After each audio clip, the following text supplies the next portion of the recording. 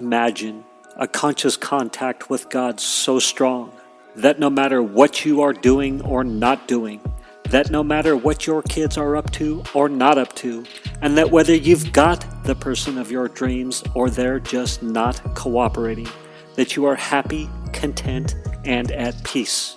A space where everyone else's thoughts, attitudes, and actions are beautiful and exactly as they are supposed to be. Well, this is the space where I like to play.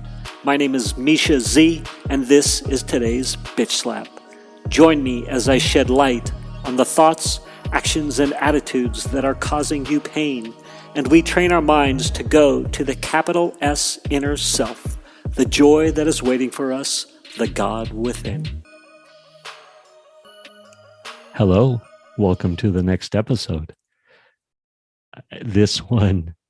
This is going to be again to recap, super juicy meditation this morning, super juicy ACIM, super juicy, Zoom gathering meeting with like-minded friends. All of these things are an hour each approximately. Continued walk on the beach put me in a great, thoughtful space. So, under the vein of let it rip, start recording. Here we go. ACIM. What came across was, and this is where was this? This is out of the textbook ACIM, chapter 17, section 4, the two pictures. I love that, the two pictures. You who have tried so hard, paragraph 13, sentence 1.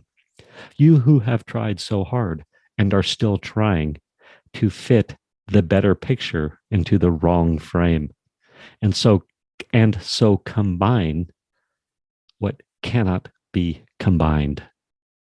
And there's some more after that, but I'll save it for the moment. Maybe it'll come up, maybe it won't. However, so if you think of the two pictures, the ego picture and the God source picture.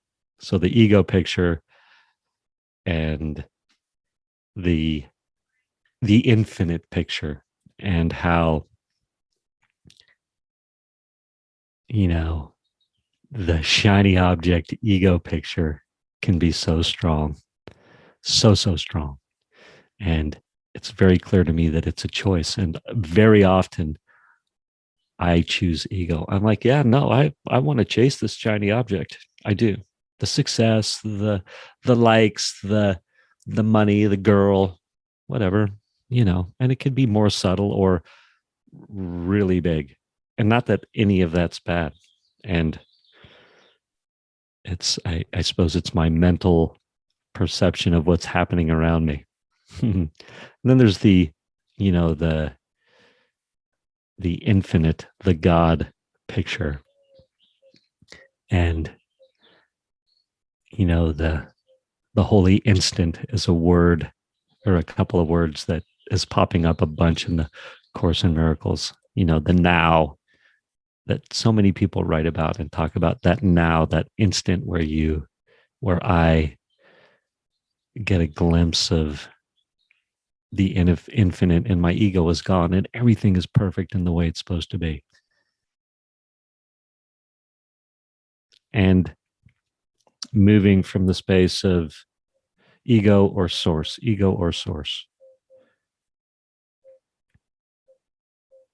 And you who have tried so hard and are still trying to fit the better picture into the wrong frame. So the idea is you've got the picture of the ego, and there's the true ego construct surrounded by the frame of shininess, right? The shiny object, it just makes it so pretty. And the ego is the picture, that ego, that egoic, I'm going to swear, mindfuck. The illusion that's within the shiny frame. And then you've got the God picture. So, and its frame around it, it's light, beautiful frame that, and the picture within the infinite. Again, call it whatever you want. I just like the word God. It's easy, clean. Most of the dogma's been stripped away from it, so I'm cool saying it. And trying to have a bit of each, right? I am like the guy oftentimes that's got the high, what I consider, or, these lofty, ideals or whatever. And I just say it, it's funny when I say that because I don't mean it. I'm just like, get off the high horse, Mish. That's the perspective, right? Like, I'm not trying to come from a high horse place. I'm just trying to be like, yeah, when I'm in it with God and just accepting and everything's beautiful, everything, and it's so big. Yes, great. And then I'm like, yeah, well, I want the illusion of financial success to fit into that box. And I am not saying financial success is bad or wanting to make money is bad or any of that. It leads me to this. I wrote this down. I've given over the need for relationships, or that special relationship, that one where it fills the hole, the God-sized hole. And I wrote, guess what? Now I get to give over the need for money, or the need for money, my special relationship with money. And I wrote, imagine not caring. Imagine not caring. Imagine not caring about money. And this is just for me only. And it perhaps is easy for me to say because of my circumstances, but you can ruminate about that. I don't need to. And this is the point of all of that. I'm going to try and get to the point. The point is how, if I like coming out of some heavy relationships, and then what you'll hear from people, or a message that I will hear or internalize, is as soon as you let go of the need for the woman, that relationship, then it'll drop in your life. And so, how often have I tried to manipulate the universe to giving me what I want by trying to let go? So I'm trying not to care, but I'm caring. And so to truly not care. So the last relationship I was in, I had this moment. We were having this intimate moment, and this thought dropped in. What if this was your last moment of intimacy at this level with anybody? Physical intimacy. And I was like, wow, that's an interesting thought. Huh. And then over the next couple of days, for whatever reason, our relationship ended. And it was like, since that moment, I've been free. It's the weirdest thing. It's like that underlying yearning has been stripped away. Mostly. I mean, it can come back, right? There's triggers. As I was walking, I was like, yeah, do I want to get into the triggers? Not really. Just know that 95% of the time it's stripped away, but there's triggers, shiny object walking down the street, or whatever, advertisements, or talking to somebody, or who knows. There's just so many funny things. Or I still can be, somebody will introduce me to somebody and I'm like, my brain's like, oh, is this the one? Is this going to be the one? And then I laugh at myself. I'm like, oh my God, like my habitual thought patterning in that regard is so funny. So it's nice to have awareness around it. So anyway, I feel like today truly, like this need for that adoration, for that physical intimacy, for that relationship has been stripped away, and and I don't care. I honestly don't care. And how beautiful is that? So then I'm like, all right, the two picture frames, like trying to be in that sweet, juicy spot with money, right? Where like the need for more, or needing to monetize podcasts and this and that, and having this agenda around it. And if I could just let go so it would come, right? Or it's really interesting, you can go out there and find programs to realign your relationship with money so that way you can have more, gain more, have more success. And God bless, right? Like, what's God want for me? And that's the interesting thing. What does God want for me? And if it's money, great. If it's not, great. Like, how about not caring? Like, what that is. And so I was like, imagine not caring. Imagine new levels of not caring about finances,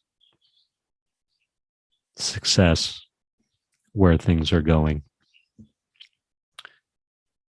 And so I get to give over the need to new levels with money.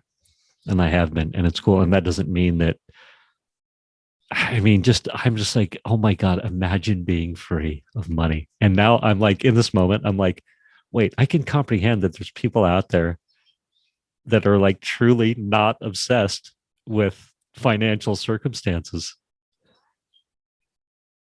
And how cool is that? Or like, I don't know. It's when I can't see it, I can't imagine it in other people, and I think they're lying. I guess that's what the point is, or that's a point. Anyhow, and I had one other sort of, well, I had many other thoughts. These are the ones that are coming to me as I'm recording, and I'll end with this thought. And that is, as I was on the group Zoom meeting, a lot of these meetings that I jump on, there's this round robin, or not, it's not round robin, it's you tag, we play tag. So the first, the speaker will pick somebody to share, and then that person will pick the next person to share, and so on and so forth, and however many you can squeeze into the allotted time frame. And of course, I love to be picked because I want to pontificate. And especially when my mind has just got all sorts of amazing content, I feel like going through it. So, you know, caring if you're picked or not picked, or wanting to drop insights, or how can I be of service? All this great stuff flying through my mind as I'm on this meeting. And it really became evident that it's like the need to want to have that moment of recognition, or to really share, to how do I say it? Shared and acknowledged for sharing, or however, so many different ways to say it. But just in that moment, like, that's a beautiful opportunity to go to God. And new levels of awareness of that. I almost don't like admitting this right now. So it's like, yeah, like in those moments, I can consciously be like, fill me up right there. Like, that's it. Let me just connect to source. And then it was like, oh my gosh, there's every moment is an opportunity. Now, a lot of you are going to be saying, duh, Misha. Welcome to, a more ego-free world. But sometimes quickly, sometimes slowly. How fun is that? Anyway, there you have it. I'm so glad that I did not pick up my phone. I did not check everything, and I just let it rip. Life is good. I think that that's it. Life is good, people. Let's live it. Thank you for spending time with me today.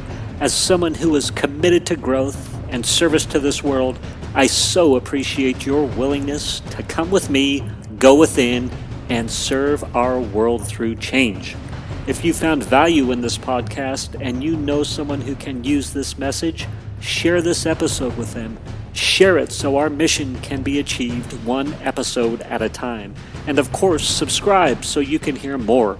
And lastly, for more resources on what has helped me on my journey and can help you on yours, go to belove.media/resources. That's BELOVE.media/resources. Thank you again for listening.